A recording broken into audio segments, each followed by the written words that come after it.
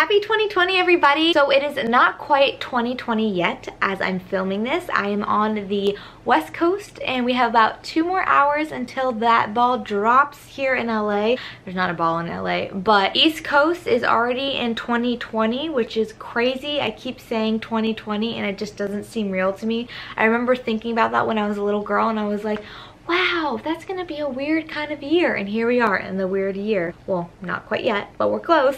So today's video is going to be a video talking about my New Year goals. I did this last year. If you saw my video from yesterday, you know that I watched that video and I checked back in to see if I stayed on track with those goals or if I kind of veered off the path. If you haven't seen that yet, please go check that out after this video if that interests you. If you are new to my channel is a lifestyle channel. I have vlogs, I cook on here, I do product reviews, all that kind of stuff. So if you're into that, please hit that subscribe button so that you can never miss a video from me and you can keep up with all the things that I'm doing. So really quickly, before I tell you my 2020 goals, I really just wanted to take a quick little look back at 2019 and say a proper goodbye because I had such a wonderful 2019. So really quickly, just to kind of recap it, my mom moved to LA for a few months, which was really nice because I got some really nice quality time with her. I had my bachelorette party in Palm Springs, which was just more than I could imagine have been. It was amazing. All my girlfriends flew into LA and we drove down to Palm Springs and we just had the best time doing everything that I imagined my bachelorette party to be. It was kind of like a low-key, not like over the top, and it was just perfect for me. The theme was like a flamingo type desert vibe. I'm so grateful to all my girlfriends who took the time to fly down and celebrate me. I felt so loved and it was just the best time ever. It's a memory I will never forget. And then my family threw me the most beautiful bridal shower. It was a garden tea party basically, and it was at my aunt's farm, which was very special to me because it was a childhood home of mine. We just had a beautiful spread of food and all my friends and my family came and showered me and I just got some lovely gifts, but who cares really about the gifts? It was more about just like all the people from different walks of your life coming together, and that kind of leads into us getting married. We had an amazing rehearsal dinner and then our wedding day was just so magical. I'm so grateful that the weather turned out. Honestly, everything went to plan. If you haven't watched all of my wedding videos, all my prepping and progress and like what the day was kind of like, I have a whole entire playlist, so go check that out if you are getting married or if you just love watching wedding videos like I do. I also visited one of my best friends in Nashville, which was really fun. I love traveling, so I got to go to Nashville again. I've been there a few times, and then my best friend also had a baby, sweet baby girl named Emma Jane, and I know you guys watch these videos, so shout out to Emma Jane. I know you can't understand me right now, but maybe one day you'll look back and be like, oh, there's Auntie Kale shouting me out. We took a honeymoon in Hawaii and that was so nice. It was honestly a little too short for us, but we just loved our trip and we're so glad that we made sure that that happened because we weren't quite sure if it was going to happen. Knocked out a few good Halloween costumes, had the best Christmas, dyed my hair red. A lot of fun things have happened in 2019 and I'm excited for 2020, but there's something about saying 2020, I don't know, it's just like the numbers. It just seems like a lot of pressure for it to be a really good year following up from 2019. Like 2019 was so great and I feel bad saying this, but like, I don't know, I'm excited for 2020, but I just don't know if it's going to be like the best year ever. Last year, like I felt it in my bones that 2019 was going to be super great. 2020, I'm not quite sure about. I'm trying to like have things to look forward to and I'm excited about and stay positive because that's just always who I am, but we'll see. I'm excited. I'm excited. I just feel like there's a lot of pressure after following it up with the 2019 memories. So for my 2020 New Year goals, I want to start off the year by not having any negative self-talk about myself. I feel like many girls can relate to this, but for me, I just feel like I am so sick and tired of looking at myself and not feeling a certain way about myself and then expressing that verbally. I don't think that does anything. I mean, it's very hard for you mentally to avoid that because those are your thoughts. Those are like your initial thoughts that come to your mind. Ooh, there's fireworks. But I just don't think that saying it out loud does any good. It doesn't help the situation. It doesn't make you feel good. It concerns the people around you when you talk negatively about yourself. It doesn't even have to be just like my body weight, and that's what I particularly focus on when I negative self-talk. It's like, oh, my thighs, oh, my this, my that. It's not just about your physical looks. It could be about how you feel, like if you don't think you're smart enough or this or that. There's a lot of different variations of negative self-talk, and I just don't think it's good. It's not good for anyone. This year, I really want to focus on and catch myself when I do try. I'm not going to do it. I'm not going to do it. But if I do it, I want to just like really catch myself beforehand and think like, don't say anything out loud. And then I told Ryan that this is one of my goals, and so if he hears me saying anything bad about myself, there should be a consequence. I don't know what that consequence should be quite yet, but I'm thinking about it because I just feel like I need to be held accountable because it doesn't do anybody any good. My next goal for this year is I want to work on becoming more fashionable and kind of revamping my wardrobe. I want to just kind of neutralize it. I want to have clothes that are just like great staple pieces that I can throw together, and because they're staple pieces, that if you're in a little bit of a rush, you can just grab this and this, and you know that just if you're gonna put it together, it's gonna look good because they are just kind of like sets. I'm really drawn to the sets vibe.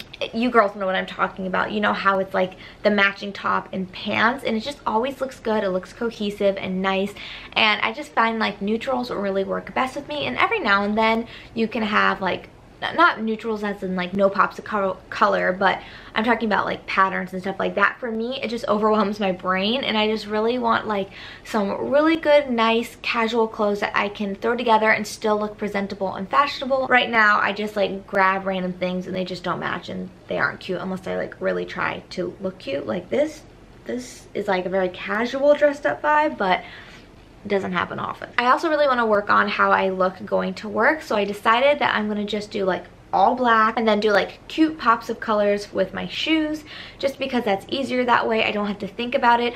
I personally just get so overwhelmed when I have to think of outfits. I've never really been good at that, but I want to try to get good at that because I feel like I definitely have room to grow there.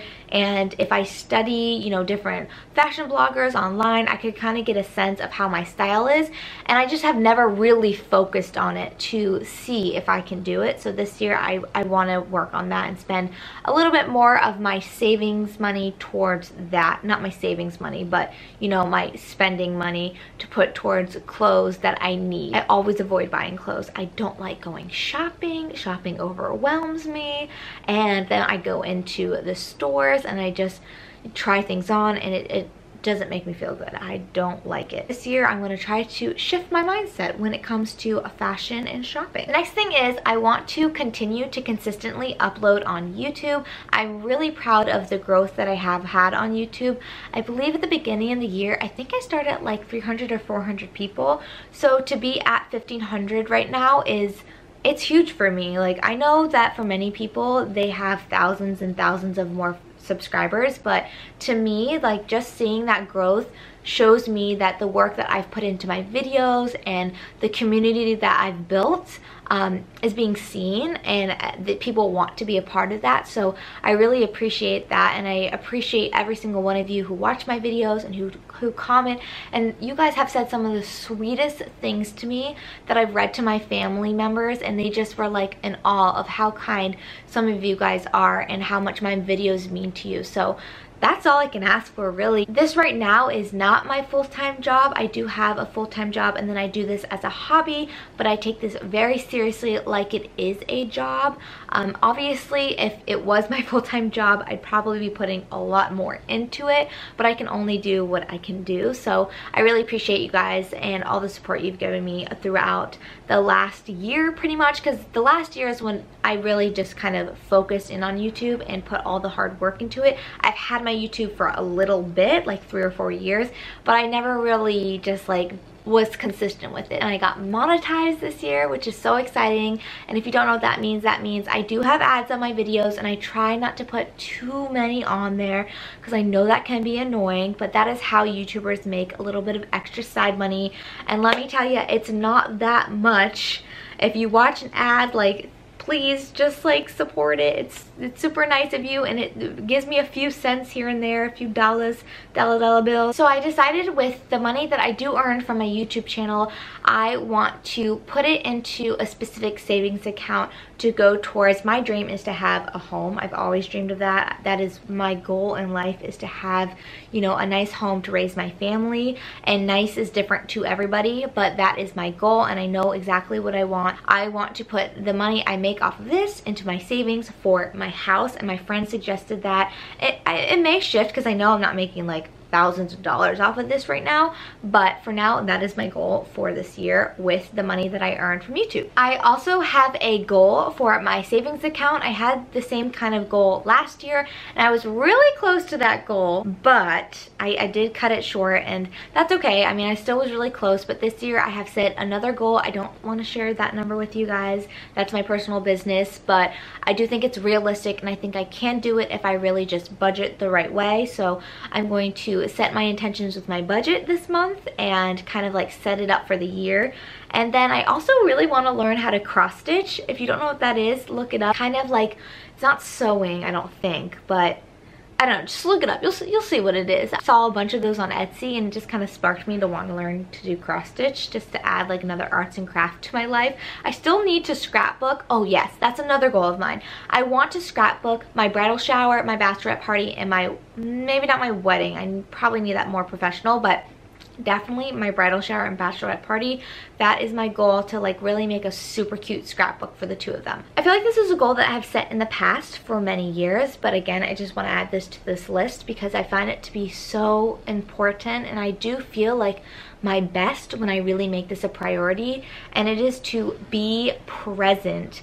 I think a lot of people have a lot of trouble doing that because of all the distractions around them, their phones, their friends, their family, dramas that are going on. When I really take the time to smell the things around me, really feel the things around me, you know, look at the surroundings that I have, and to just really be there in it, you just have never felt more alive.